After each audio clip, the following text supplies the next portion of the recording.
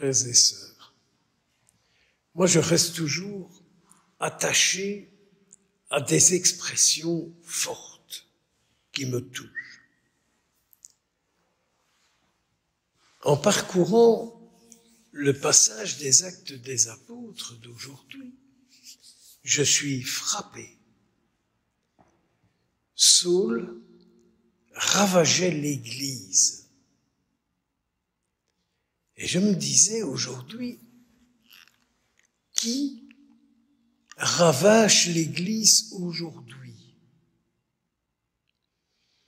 Demandez un peu ça au Seigneur, qu'il vous fasse comprendre et découvrir ce qui aujourd'hui ravage l'Église.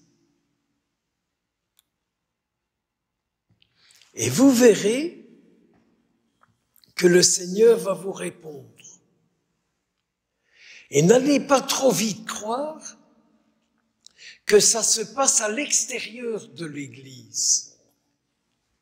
Mais à l'intérieur de l'Église, des hommes, des femmes, qui sont intimement convaincus d'être croyants, d'être justes, font un ravage terrible par leurs paroles, par leur comportement, par leur réaction, par leur manière d'être dévots. Et vous pouvez comme ça continuer la liste. Si j'avais du temps, je vous montrerais tout ce qui, parmi le peuple croyant, ravage l'Église, qui est le corps du Christ. Et à l'intérieur de cette même Église, il y a une foule de gens qui s'attachaient à ce que disait Philippe. Parce que Philippe, c'est pas n'importe qui.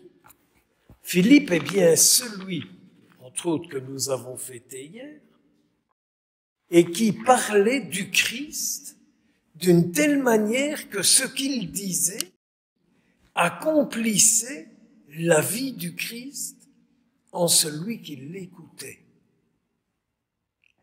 Vous sentez très bien, quand quelqu'un vous parle de Jésus, d'une telle manière que Jésus est là.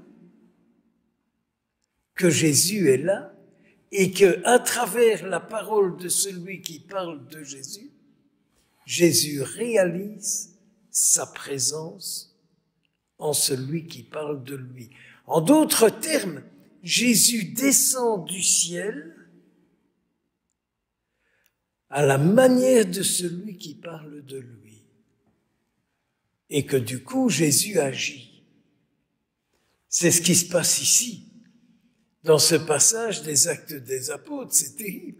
La manière dont Philippe parle de Jésus fait que Jésus descend du ciel et qu'il réalise en celui qui l'écoute que le désir du Christ en lui se réalise.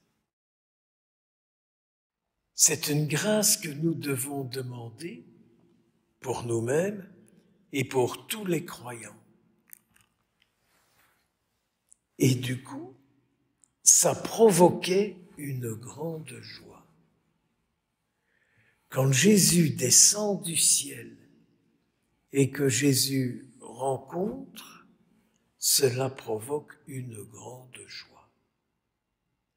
Mais de grâce, méditons ça et demandons au Seigneur qu'à notre parole, il descende, comme il descend à chaque consécration. À la parole du prêtre, au-dessus du pain et au-dessus du vin, par l'invocation de l'Esprit Saint, Jésus descend et est présent dans le pain et dans le vin. J'aimerais tant que chaque fois que je parle de lui, il descende, qu'il soit là et qu'il puisse agir.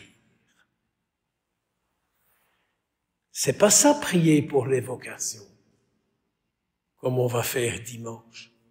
Prier pour qu'il y ait beaucoup d'hommes, beaucoup de femmes, qui vivent avec lui de telle sorte qu'à leur parole, Jésus descend et puisse agir. La prière pour les vocations, je m'excuse, ce n'est pas d'abord pour remplir les couvents, toutes les cures et les presbytères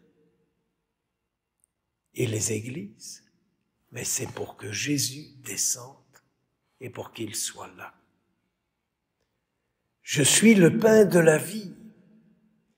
Celui qui vient à moi n'aura plus jamais faim, plus jamais soif.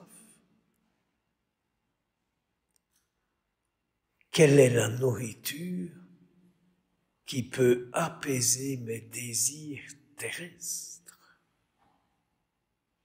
Jésus est la nourriture qui nous délivre de tous nos besoins terrestres, de toutes nos souffrances terrestres, de tous nos mal-êtres terrestres. Jésus est celui qui, par sa descente en chacun de nous délivre de tout pour être tout à lui et rien qu'à lui. Prions beaucoup, afin que notre vie soit de plus en plus une occasion pour lui de descendre en chacun de nous. Amen.